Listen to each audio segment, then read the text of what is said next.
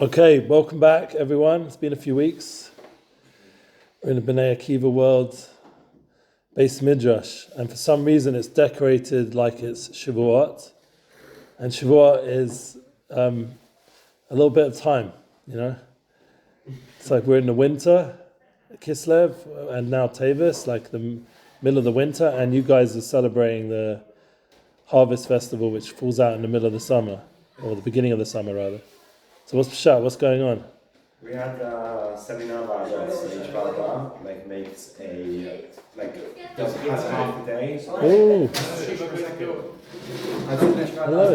The girls did not know that. Oh no. We're gonna do something really bad today. Okay, we'll talk about getting revenge in a minute. Each Gaza has half a day.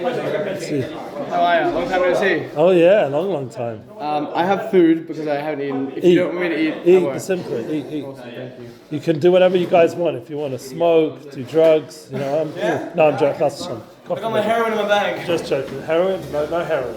That's too much. That's where you draw the line, really? Yeah. You got to draw the line somewhere. So yeah, what you're saying about So seminar? every half day, a different Gaza, basically we created a chag that we have, whereas we're not doing it now because we finished February. Oh, okay. So yeah. Shavuot is the last one, so that's what's still. Okay, so you're like pre-gaming. So it's good. It's actually it brought down, funny enough, that Hanukkah does have an aspect of Shavuot because everything in the winter has its opposite in the summer. Just like you have a man, you have a woman. There's a time which is more man, a time which is more woman. Now remember, we're binary in that sense. Yeah, I know the world is not. I don't really care what the world says. I'm here to connect with you guys in a real way. And what would you say? What would you say is the man energy in the seasons, and what's the woman energy? Seasons? Yeah. I think the man energy is more winter. Very good. Yeah. You got it. Man energy is more summer. Man energy is winter, and I see you. Woman energy is the summer. Yes. I have a quick unrelated question. Yes. Are you being the cut? I like it. I also got my hair cut. So, you know. I knew I was teaching you guys. I said I can't come looking like, you know, my mum used to call me the wild man of Borneo, like all like disheveled and messed up. I've got to sort myself out. Yeah, go on. What do you look like without a hat on? What do I look like without a hat on? You have to come to, not when I got the furry one, but you have to come to my house or something, and then because generally I have it on. Yeah. You guys are invited. I've already said that. Where do you live? He knows where I live, the lad. He's been around a few times. That's good. There's always a bunch of beer. Actually, we have to stock up a little bit because my hope is, and we're dedicating this today's session again to my son, Baruch Yitzhak. It's 8 weeks now. Wow. 8 weeks in Gaza, no telephone. Only thing we got the last 2 weeks was a picture which came yesterday of a missile with saying on it, parents of the Alafim, you know, like the special ones of Sanchanim 101. That's all we've got. So now you know which unit he's in. But the point is, paratrooper, we didn't say which pluga. By the way, I did send a post to the group, if anyone ever pays attention, and it shows them in action. That's his actual pluga, and at the beginning is him. He's in the glasses and the covered up, like, and flying into that section of Gaza. And you see them take out guys in that video. Yeah? Where's the video? It's in the group, in the intimacy WhatsApp.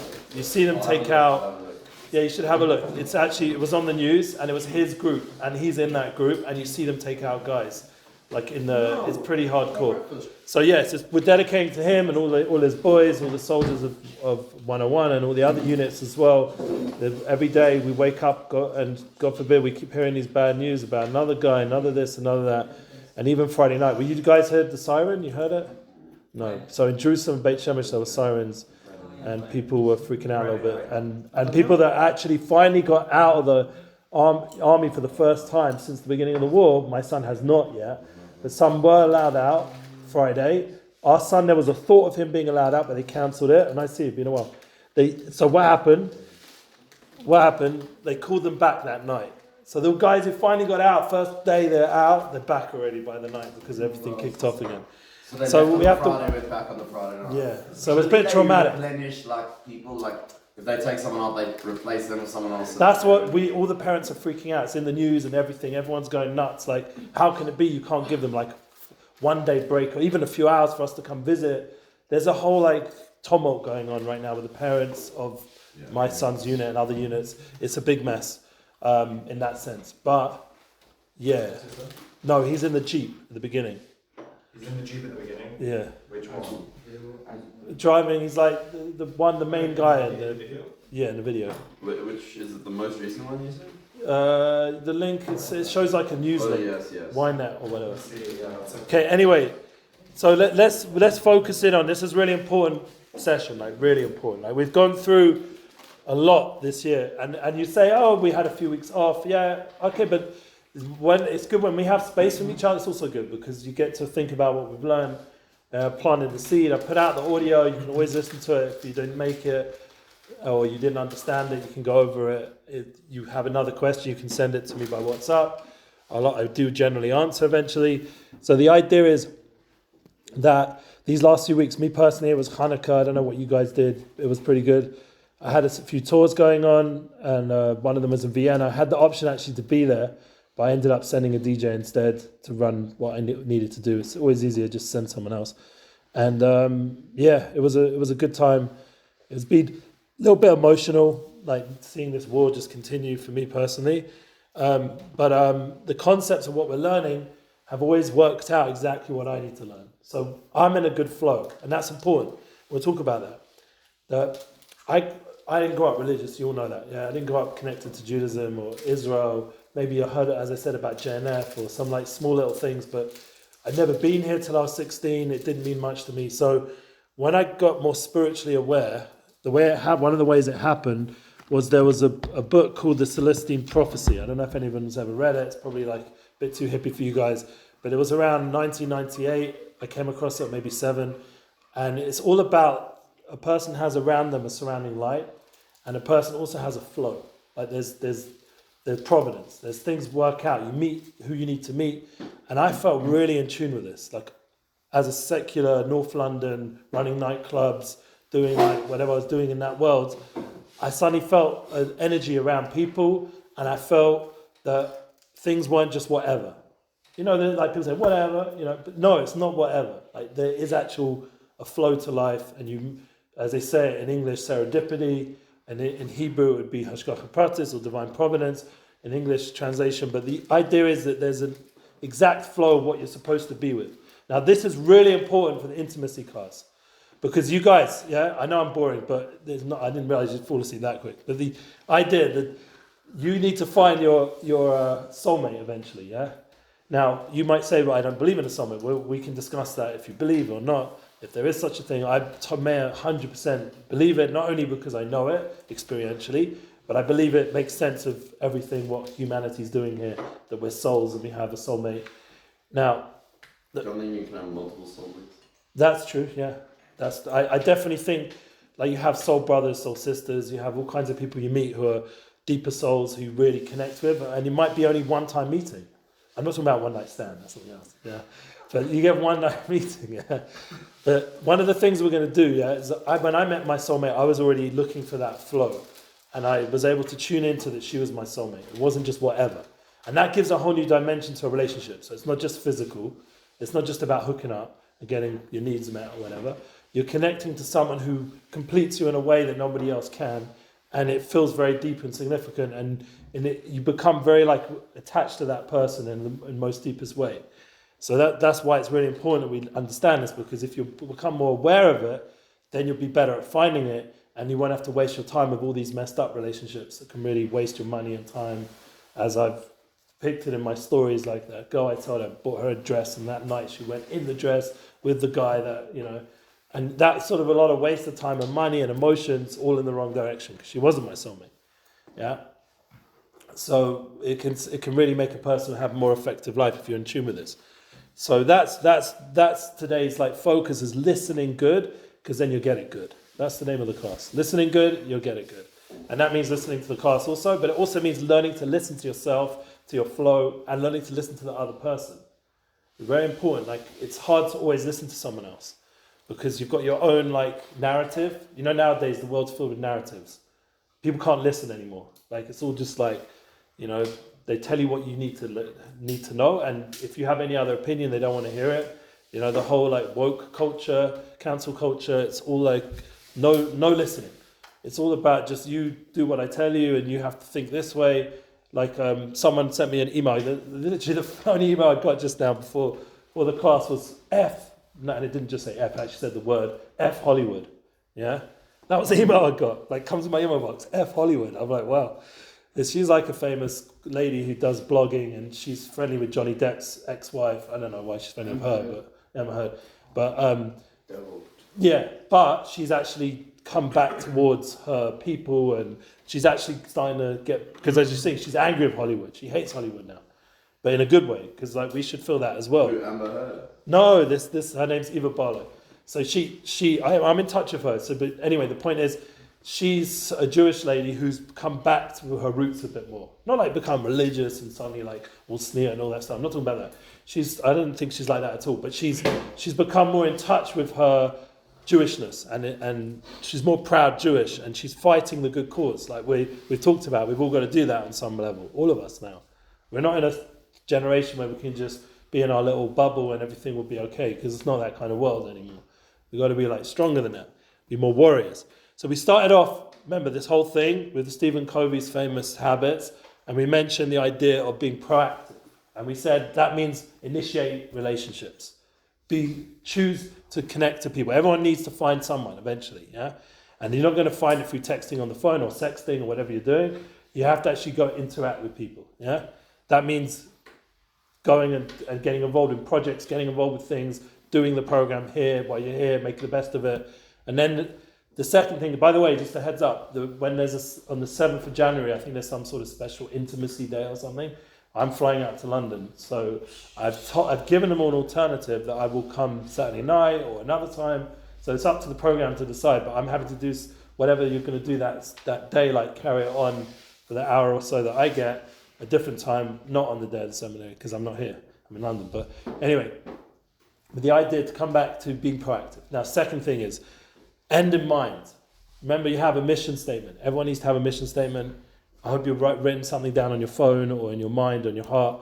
Like, what am I here for? What am I doing? Some sort of purpose. You're a Mechina or you're on Earth? Like, yeah, both. I believe you need to have like a current one and a long-term one. You need to have, like, all these concepts are flexible. What works for you? I'm not making it like you have to do what I tell you. You have to figure out this concept and apply it to yourself. Yeah, what did you say? Do you know your reason why you were? Oh yeah, me? Yeah, I do. But it's taken a while. I mean, and I'm still working on it. Sometimes I feel frustrated. I've already said it a few times. Yeah, I've said it. Maybe you weren't here or whatever, weren't listening. But yeah, my thing is about. I believe I'm here to bring soul energy to people, like wake them up as souls, like to go on Rogan one day and talk about the soul. That's like my mission. I will get there. By the way, he lit a menorah. He didn't. Avi the Jew did. So if you look at the most crazy episode, Protect Our Parts, number 10, Ari the Jew, Ari Shafir lit up a menorah on Joe Rogan and spanned the dreidel, and then put a bottle of urine on top of the menorah. So, that's when they get wild. But they were just joking around. It's nothing, I just think silly. Have you met Joe Rogan? No. But I'm just saying, like, that's like the kind of mission I feel I'm here for, that people should start to wake up that they have a soul. So whatever level I can do it. So I'm in touch with like a guy called Zubi. I don't know if he's like got the world record of women weightlifting. Yeah. And he's this big. He has a women's weight. Yeah, because he said I'm a woman and no one can argue with him because, how crazy the world is. And then he bench pressed the world record for women. He got famous for that. And he still has the record? I don't know, but 2019 is when it went viral. And Leah Thomas? He was actually on Rogan. Yeah, that whole story. That's forget her. But anyway, he it's a really funny story. Anyway, that guy Zubi, and then there's another guy called Jordan Harbinger. He's another guy I'm in touch with, and I want to talk to him at some point. When I go back to England, there's a guy called Chucky. He used to work for Vice. Do all their Vice, the big documents. I don't know what's happened with everything. The whole thing fell apart. But he's a big DJ as well, and I'm going to go hopefully speak on his podcast. Now they're very pro-Palestinian, so that's going to be fun.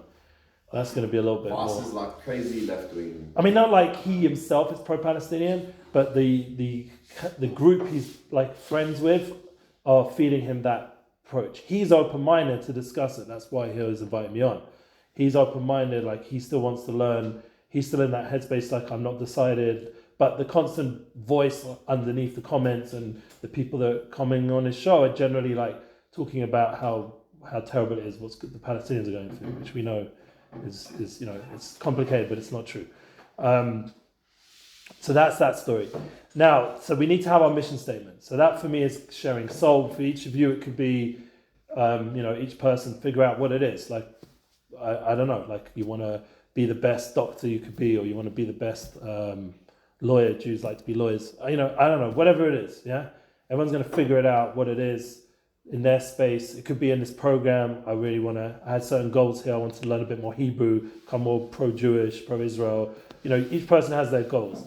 Now, third one, priorities. We said first things first. These are all private victory. This is all your personal stuff. I can't tell you what to do, what to write, how to interact relationships. You got to figure that out yourself. You got to be proactive, go make things happen, have a mission of what you're here for. 3, and now prioritize that mission. That's what we discussed the first part of our session together. Now, we've shifted now, even though it's a bit ahead of the game, because I don't know if all of you have sorted out your private victory yet, but we're shifted now to focus on the public victory. Maybe because we've been forced to by this war, or just because we only have a certain amount of time together. So we focused on last few sessions on win-win. Not only do you need to win, but you need to make sure the other person wins. Now, how does this work with relationships in terms of intimacy?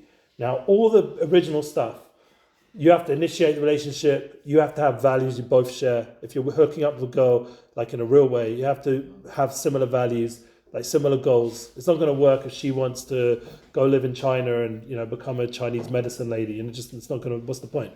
Yeah. Third, you have to also be prioritizing the relationship. Obviously, yeah. If you don't put a woman first, she will let you know that. She'll become your biggest nightmare. Yeah. Any woman who you connect to intimately and you don't prioritize her, that's like the no-no, yeah? I mean, maybe you know that anyway, but... All right, now, 4, we said the win-win. You want to have relationships that lead you to victory. What do you want to say, man? Someone want to say something? Yeah. Do you mean prioritize as like number 1 priority, or like... Yeah. Should he know? No, she should think that. Whether you, live it, completely... Now...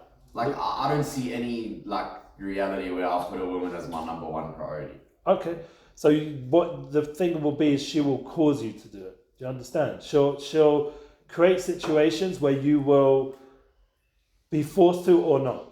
Or not means bye-bye. Yeah, she'll have, in order for the relationship to have a long-term success, or not to. She has to know that you're putting her as your priority. She has to know that deeply. And it's something that, if a woman doesn't care about that, then they're not really into you then. Then they never really prioritize you also. Yeah. It's a mutual thing, but man has to make more of an effort in it. Because women generally tend to want to nurture, want to look after, and they'll show that they'll prioritize you in all kinds of things. And then you'll be like, oh, I'm busy, I'm on the phone, or I've got other things to do. And as soon as they get that feeling, they'll all these games begin, Yeah. So you'll start to realize just of the fact that you don't want to have a painful life. You want to have a happy life, yeah? Who doesn't want to have a happy life? So they say in the world, happy wife, happy life. But it's a real thing, the idea of pain. The pain, if you want to limit your pain in your relationship, it's about having a real relationship. And that brings us to where we are today. Today we're going to talk about listening.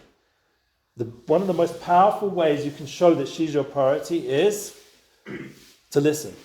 Would you believe that? You know how easy it is? Brother, the back, how easy is it to have a successful relationship just to show that you're listening? That's it. It's really that simple. It's not like you have to be this genius, you have to go to all these courses, you have to have this dude come here every day and tell you how to run your marriage, or go to therapy sessions, spend millions of whatever on marriage counseling and divorce lawyers and all the crazy stuff that people get caught up with. And I'm talking, it goes out there. This is like saving you a lot of problems in life. All you have to do is just really listen to her. That's it. I'm telling you, if you want to get it, if you know what I mean, yeah, and all the different ways you want to get it, yeah, you have to listen. It's really that simple.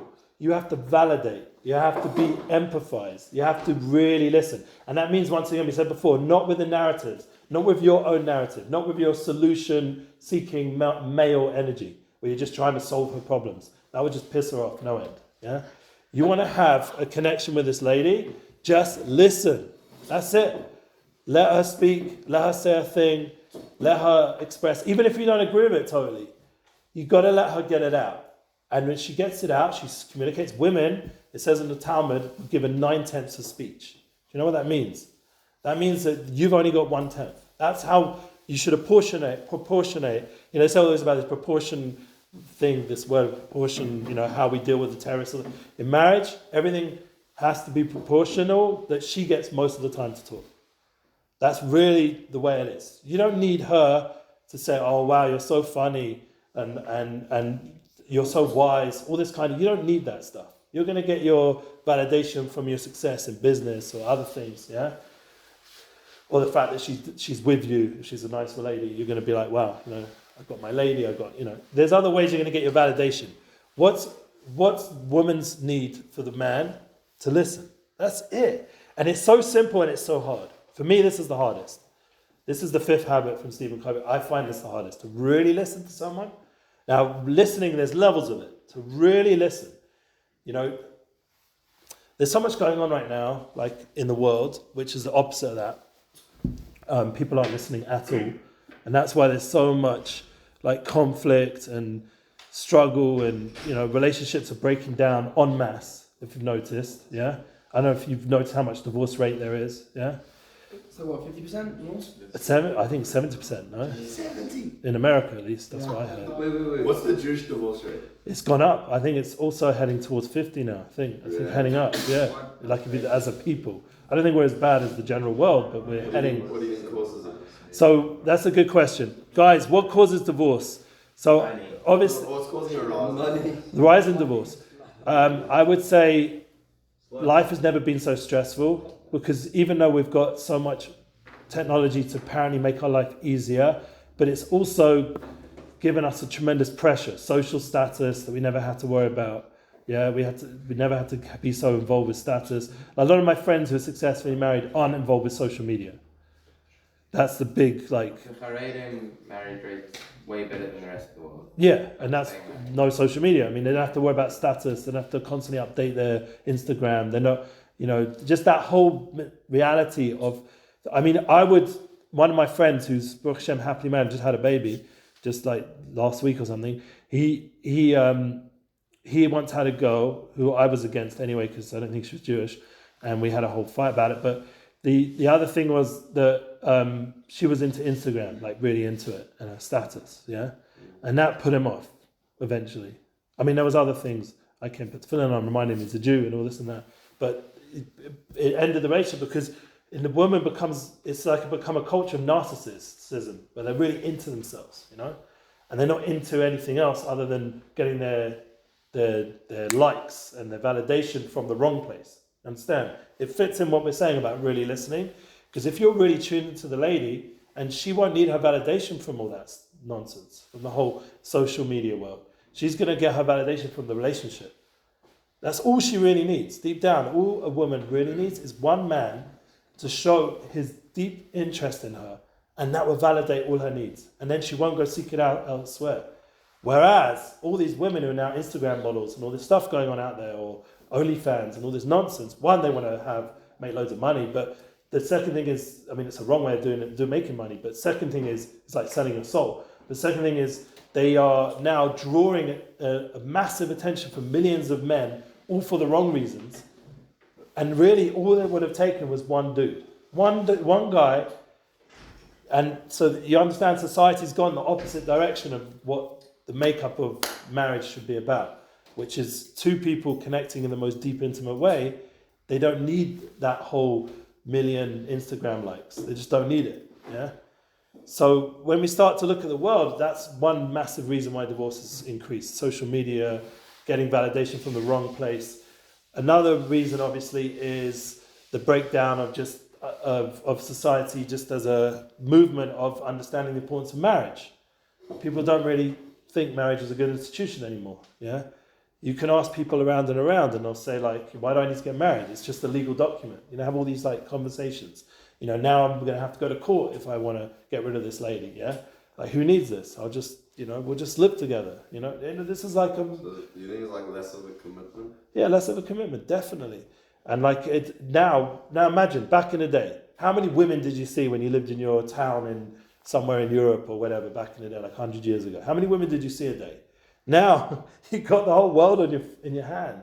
You can see 1 million women a day. You can literally just scroll, go on JSwipe or whatever it is you're into, any kind of app, and just get whatever you want, constant.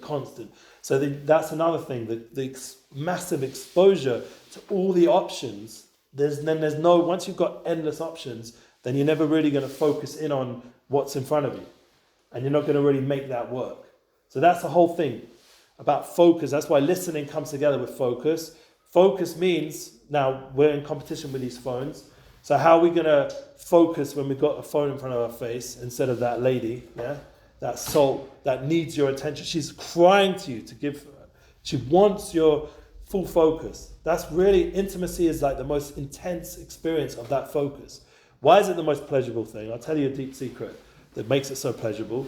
Because it's finally two human beings are actually completely enveloped and focused on each other in the deepest way.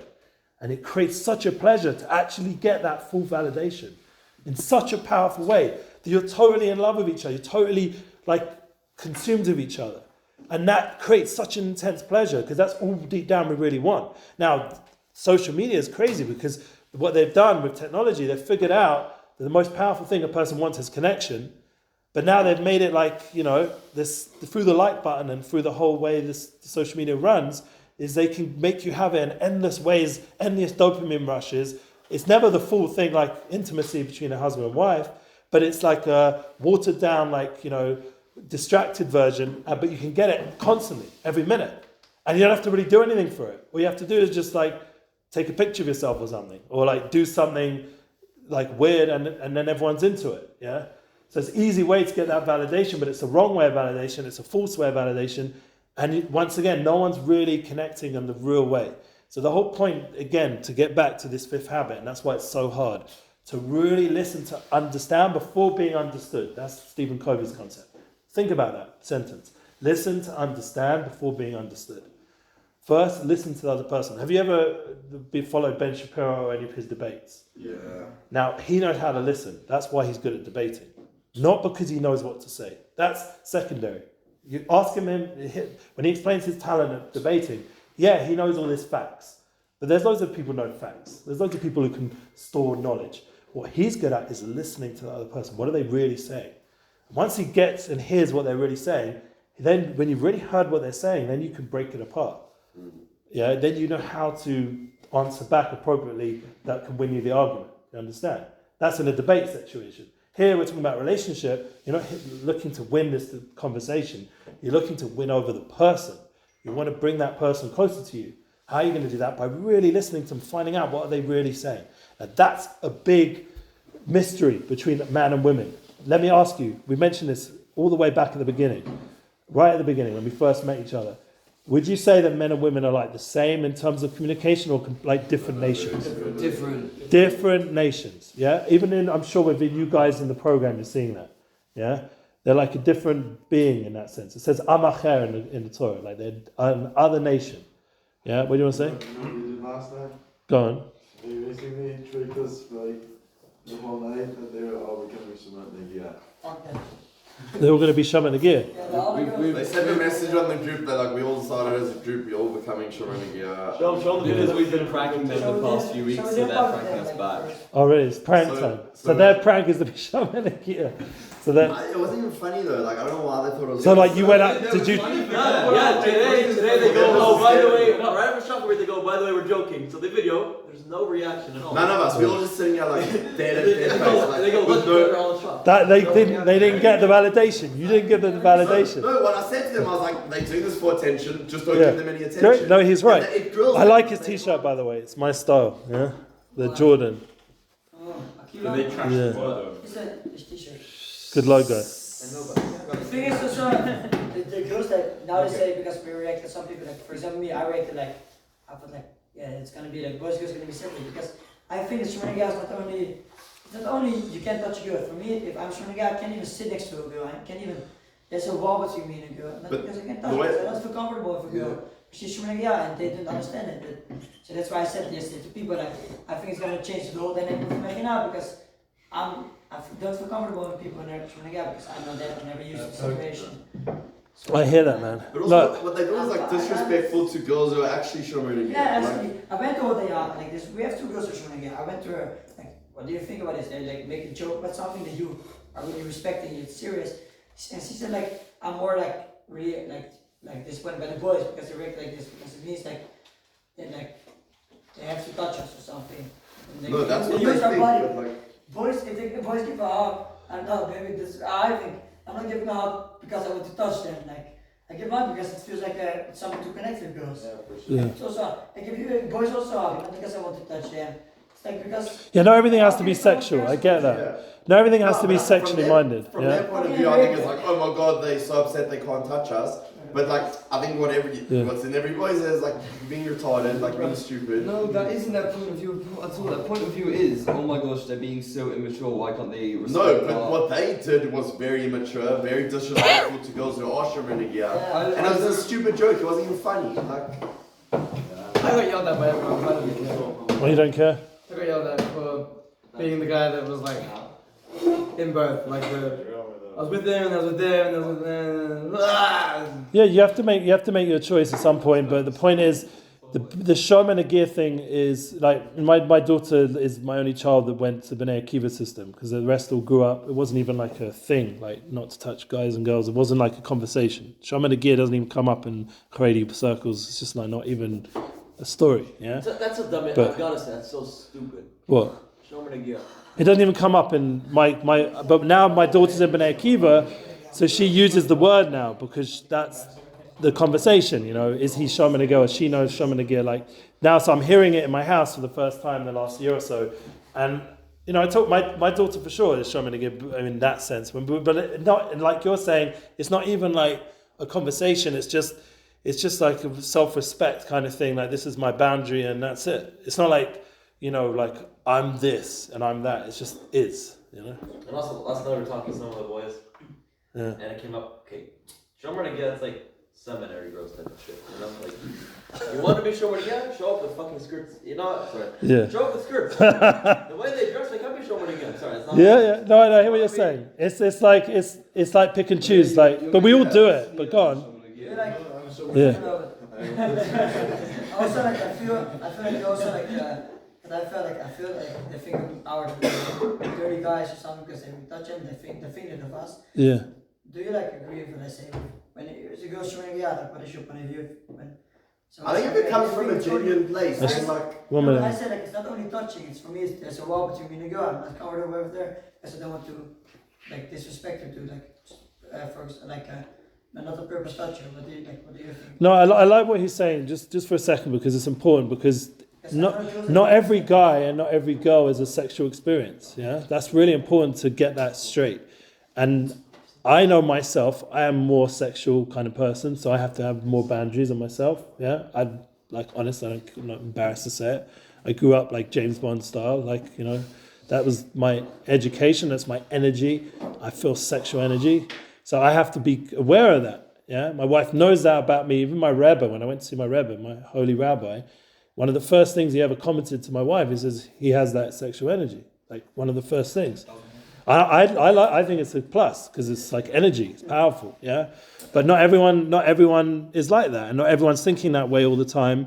And therefore, to take away the ability to be able to hug a person just because of this whole overly sexual focus is a problem. And you're right and it's disrespectful to you if a girl's assuming that you're always being sexual just because you want to connect, yeah.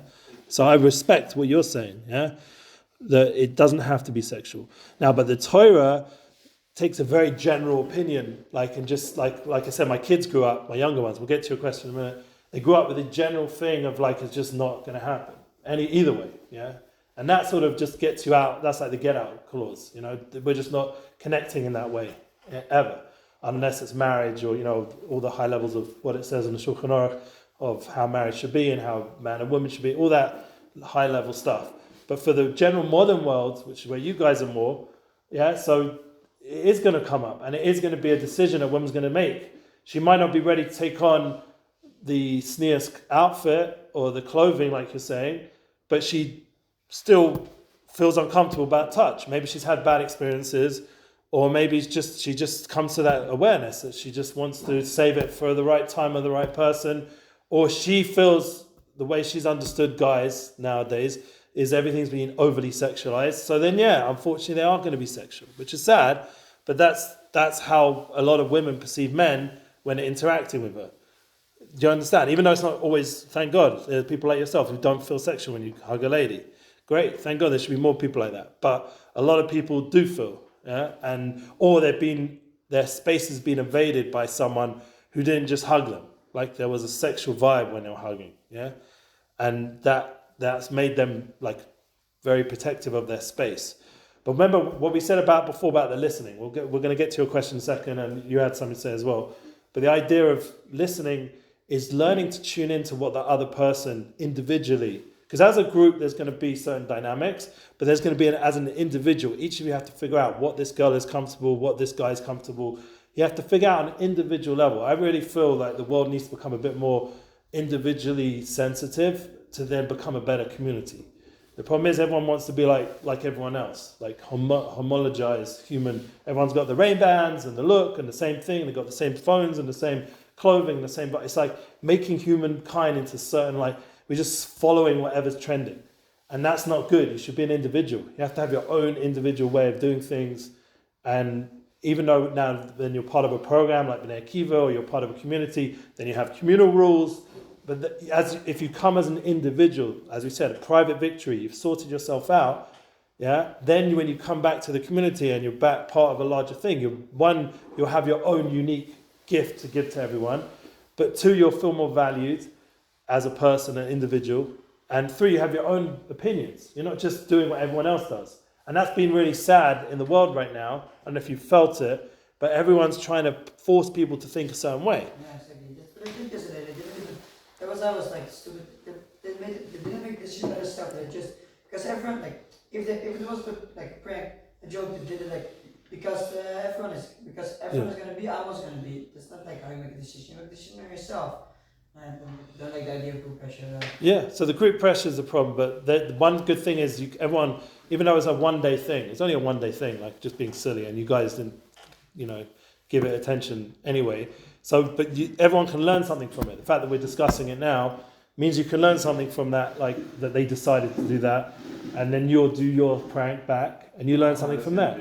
Everything's gonna be a real. But everything. Pranks are funny. Like it wasn't even funny. No, but everything's a learning experience, and also. Yeah. I'll never eat there again. Yeah. Just one recommendation with women, but one recommendation with women, if you always maintain that respect, a certain standard of respect, that they are a woman. No, but I hear what you're joking around, but at the end of the day, they are a woman. A woman deserves a certain standard of respect, definitely physically. You need to respect their physical space. If you want to make a joke out of other stuff, I get it. Like, I don't know, any of you listen to Matt Rife? So Matt Rife is like hardcore, yeah, comedian. Like, very dirty, yeah. And he's a good looking dude also, so that helps. But the point is, one of the things I like about Matt Rife, even though I don't listen to him that much, but the little bit I have, like he did a good interview with Jordan Peterson. That was pretty cool. But one of the things that was impressive is that he knows how to understand people and to make fun, because he works with the crowd, but in a way that brings the person also to laugh. Yeah, you have to understand, like, the key is to not make fun of the women, like, in a way that they now feel like they've just been invaded. Like, you have to bring out the humor of it, that they can appreciate it also. So if you do a prank, think about it in that way. That you want them to have a good time with it also. That's what I'm saying. It's like impossible to make fun of a girl and her not take it hard feelings. So then you have to figure it out, because he manages to do it. In front of, on TV or on YouTube, on TikTok, in front of millions, and people keep coming back. What do you think about his sex? What? We're 18 years old, of course. No, that is a reality, I'm not saying but it's true. it doesn't have to only be. That's not true though. What do you want to answer? What do you want to ask? What I want to say is like, Yeah. I understand not wanting guys to touch you all the time, but I don't like the idea of having to apologize if you actually touch a girl by walking fat. I don't Yeah. feel like it's your fault. All right, that's just like, it's like on Shabbat, you bang a light by accident and a light goes on. And you're like, oh, you know, I wasn't meant to do that. You know, God forgive me. Yeah, He forgives you. It's okay. It's called misasek. You did it by accident. It was like on the way. Like the two the Nigerian girls are always like standing in the way and it's like, if I have to pass them. Yeah, so like I have to walk around the other side of the baby Josh if they're split on one side of it. Okay, but that's like a communication thing. It's like then. Same move. No, but I'm not going to tell them to move. I respect that. I walk around them. Like, Okay, fine. So you want to go out of your way. You can also long term. You can communicate. You can communicate. Why are girls like that? It isn't like they got massively offended. Huh? Why are the girls like the people on the side? They want to give me up. Like, Well, I will look, but let's just get one thing straight. Why do women have some sort of say on this? So there is a reality, and this is even legal, and everyone needs to know this, that when you hook up with a girl, it has to be consensual. Yeah? And that means to be clear. I'm not saying signing a contract, but that's the idea of the Torah way of marriage, and it is literally like a contract that she's agreed contractually to go into this relationship. That's how clear it is in the Torah. But I'm just saying, if we're talking about general modern society, there has to be a consensual side to it. Women do have that right, and that's legally protected, that consensual right. Now, you'll say, Rogan always makes a joke, what about women who prey on men? And like these older women who are like, you know, molesting all these men. Why isn't it the other way around? Yeah? there's so many Okay. girls that just come to me if you did to hug me. No, I was gonna say with those children, I'm gonna play. I'm gonna. I was just making a comment, but he's like actually going, he's being like molested by women. He feels attacked. He feels attacked. no, like No. the whole, No, it has got a bit too extreme on the woman focus. We all agree that. That's the point is, but- a regular incident it is more likely to happen from a guy doing it to a girl. okay, But at good. the same time, it's still, That's you can't true. ignore That's fact probably that it the still fact. happens from a girl to girl. Does the other way around. And men also need to have some sort of respect as well. And this is where communication, this is all what we were saying about the listening. If you really listen, if you're listening to that lady, even unmarried, you have to listen to, is she in the mood? Really? You can't just force a woman to, any married man who forces his wife to have sex with him, that's also a level of rape. No one will ever know. Yeah, she's not going to say anything. You got away with it. Yeah, and you could probably do it many times, but it's not what we're talking about intimacy. Intimacy means you're both into it.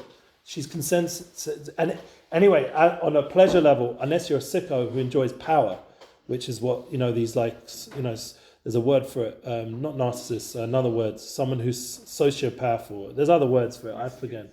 What? Sadist. There's all weird kind of terminologies nowadays, all these kind of sick men.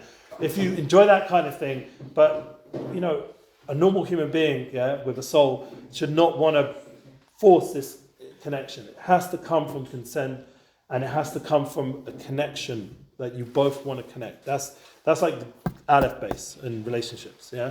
It's not fully related, but when my mom was growing up, she had a teacher who would say really weird stuff. Yeah. And one of the things the teacher said was that if a woman is being raped, she should just sit back and relax. Yeah, that's pretty bad. That guy was sick. It was a teacher? Yeah. He also Yeah. killed himself. Yeah, oh, he did? Okay. So there we go. Yeah. nah, Stephanie. So all those kind of people, like, they've something went wrong in their understanding of sexual relationships. They like lost the point, and what we all need to do is realize that, you know, we're better than that. You know, you want just let me just explain. Like, your quality of life will be so much better if you can just figure out these points, because you need to have a woman. Everyone wants that relationship. Yeah, there's very few men. What if someone's gay? Okay, that we can discuss gay, but no, that's a different kind of need, because even in the gay relationship, there's still the man and woman energy. What's your opinion on like being gay if you're Jewish? Like, well, let's first explain that all those dynamics are still there between gay people, lesbians, or whatever, all these different new sexual things. There's always going to be the one who's more man energy or more woman energy. Always comes back to the binary reality. There's a giver and a receiver. That's just how it goes. Yeah. Yeah, there is. So it doesn't matter what kind of gender it is at the end of the day. Like, they're going to have to deal with this struggle, and they're going to have to figure it out and be respectful and consensual and have the same rules of relationships in a modern society. Now, in the Torah sense, if you want me to tell you, you might not just answer him because this is quite an involved question and answer. For Torah sense, we'd have to say that obviously it's forbidden, yeah? Like so now a man has those tendencies. One way of understanding is that they have a bigger reward system than most normal men because they have to constantly control something which they can't act upon, and that's really hard, like incredibly hard. Can they get therapy? Can they get help to channel that need and still have a successful marriage in a kosher way? Yeah, there are loads of people who've gone through that. Really? Yeah, it's proven, and there's actual people who do it. There's therapists who give help to gay inclinations to be channeled. There's ways to do it, to channel it in a kosher marriage. Isn't that illegal? Huh? Isn't that illegal? Maybe in some countries, yeah, it could be in Canada or wherever. There's maybe in the UK, it could be. There are countries that, but in Israel it's not. I know there's for therapy because you go. Yeah. Why would it be illegal if you do it? Because they want to protect the rights of the gays, But and if you do it by your own choice, why should that be illegal? I don't know what the reason that these people have come up with making. Maybe they're against this whole religious system and they don't want it to be enforced in the system of their country. I don't know. But the point is, Canada's gone very left wing, so I can imagine that kind of stuff going on. But just to end off this whole gay thing, so look, it's going to happen. I wouldn't be surprised in a bad moment for me personally, or any person who has a gay thought. Yeah, don't think now I'm gay just because I had a thought. That's another problem that the world's made people way too sensitive. They suddenly have these feelings of feeling uncomfortable. So now I need to go cut off my dick, excuse my language, or cut off my boobs. Yeah, just because you have a thought or a feeling doesn't mean you now need to go change your gender and all this stuff. It's way too from the feelings to action. Wait a minute, let's work this through. Let's not popularize these sexual changes. Let's actually talk about this, work this through. You've got a lifetime to work on this. This is a journey. These feelings might be real, might not be. They might come from outside. You maybe watch too much TikTok. I don't know what. But it's something you can work through. It doesn't have to be immediate. Let's go make a $100,000 operation to bankroll some doctor who makes money out of this kind of stuff. Let's think first before we act. And let's discuss it with people that are actually knowledgeable and close before we act on it. So too with the gay thing, there's what to do before we get into acting on the gayness. Let's first let's work out what this implies. And I have a friend who became Orthodox gay. His name's Love. He's publicly about it. I put him on a concert in Israel, and then around that time it became public knowledge he was gay. So I get all these messages from rabbis, all this, why are you associated with this gay Orthodox guy? And it was complicated, and he's still a friend, and I send him regards or whatever. But I haven't honestly done so much rap work with him because he's gone more into internet stuff. But in terms of, it was complicated. So it's look, in the Orthodox world, it's frowned upon in some ways, but it is a reality, and there are more and more now. What does it mean to be Orthodox? He believes that he keeps the Torah, and this is something which the Torah gives room for him to be gay. He's almost changing the Torah on a certain level because it says pretty clearly that. Yeah, that's what other people would say back to him. But he'll say, "No, I'm Orthodox. On this point, I'm gay. What can I do? That's how I've always been gay, and I always will be." He was married once. It was known. This is maybe a known thing. He was married once. He came to my house once Friday night, and he said the way the shidduch went, he became very frum, very religious in shiva and stuff. And he went to this shidduch shadchan, and they said, "I have the perfect girl for you." Yeah, because remember he has this whole way of talking, and he says, "You're black, she's black. You're both into Torah. It's a shidduch." Yeah, and he said it was the worst shidduch because that's so external. That's not how you find your soulmate. So he married her, and soon after got divorced, and then became publicly eventually gay. So it just wasn't the right. And I've even known people that got married and found out after getting married that the guy's gay, and now they can't consume the marriage. So then they had to get divorced. It was a whole mess. Like, I know people that have gone through this. And it's complicated, very complicated stuff. But it can be worked on, it can be healed, it can be solved. You say, am I a bigot for saying it can be healed? Yeah. But you ask me on a Torah point of view, yeah, that's how we look at it. We look at it as something that's not healthy, like ideal.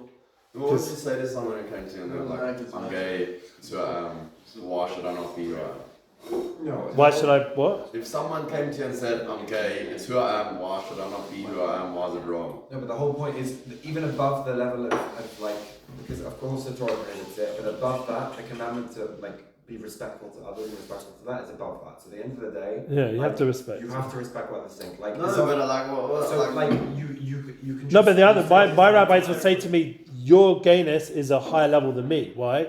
Because I don't have this drive to control. It just doesn't come to me. So it's still wrong to like. I have this drive that's so powerful, and I want to act on it, and yet God is saying to me, "No, sorry. I know it seems really cruel of me that I created this drive that you can never act on in this way, but there's other ways you can channel it. Let's work it out. But this actual drive you can't act on, so that puts them on a higher level than most normal people because they don't have this drive. They don't have to control it. That's how the rabbis I respect. That's how they talk about it. They respect the gay people in a higher level. Yeah. Huh? Yeah, that whole thing, gay pride is annoying. Yeah, because it's like even the gay people, like a lot of the gay people, they just want to like, this is my personal choice. Why does everyone have to make it such a hoo-ha? But it's like all this stuff, all this LGBTQ rubbish. It's politicized as people's personal choices. What are they doing? Why are they making such a story out of it? If you're just, this is what you are. This is what you are. Everybody has to know. Yeah. What? Well, the reason why is because they're trying to fight the bigger side. All right. No. The reason why there's gay pride is because for literally hundreds of years. Okay, that's people true. Who were gay were persecuted. That's a good point. All the time. So now they're celebrating the fact that they're coming back the other way. Persecuted. But the problem is, it's gone so much. Like, for example, the trans world does not like what's going on with all these operations. It's undermining that they've trans. Yeah, like why make it like as if that's the new policy and this and that? What do you want to ask, Danny? Are gay people incapable of loving another gender? Because like my dad has a friend who's gay, who's married for like several years and has kids. So like, are you capable of loving another gender? You're gay. I think you can love the other gender. Yeah, I think it's possible. Like in the end, man and woman like were made bas echad, they're one's flesh. There's a concept that it's so intrinsic to human reality that's like he was saying before, thousands of years we've always had like it's man and woman, husband, wife. So now we have this whole like new version that it's okay to be not man and wife. It's okay to be all these other things. So there's a whole movement that other way. But like every big movement that try to push a society in one way, it's going to probably go a bit extreme initially, and then it's going to come back to the middle somehow. Like everything going on right now. A lot of radical thoughts right now are trying to push society in all the different extremes, and the real thing will be back to, hopefully, to come back to some sort of balance, some sort of normality. But the key that we're going to get there together without killing each other, because people are going to say, well, this is against my rules, against your rules, is once again what our guy at the back said, that the respect that we have to have, yeah? The ability to listen to the other side, to listen to the other person, they have these needs. There's a level where like we need to like stop respecting someone like in terms of like transgender with like Leah Thomas. Like I have zero respect for someone like that. Okay. Like zero at all. I understand. Entertain any of that. I agree in that point. That's Leah Thomas, this guy basically transgender. That's taking the mick. Or these guys who want to go into prison and say they're a woman. And go into this is like proper madness. They want to go into a woman prison, say they're a woman, and then they go and impregnate all the women. That is proper, like raping all the women in the showers or who knows what. Yeah. The fact that the prison system allows that is completely meshuga, like crazy. It should be completely forbidden by all the world. Because people identify themselves, but that's why I think they're not. They're lying. They're rapists. I agree, but I think that those people are the most people ever. Yeah. So it shouldn't be allowed. You have to protect. That doesn't deserve respect. You have to. The feminists themselves hate this. Yeah? They're not pro this. Trans people hate this. That they've taken, they're just using it for their own gain. Like, did anyone follows the Daily Wire? If you know Ben Shapiro has this company, Daily Wire, they put out a movie about bulls or whatever it's called, yeah? Ballers. I think it's called Ballers, yeah? And I haven't watched it yet, but it's on Daily Wire. But basically it's a team of guys who want to make big bucks. How do they do it? They become ballers in all the women leagues, in all the women's sports.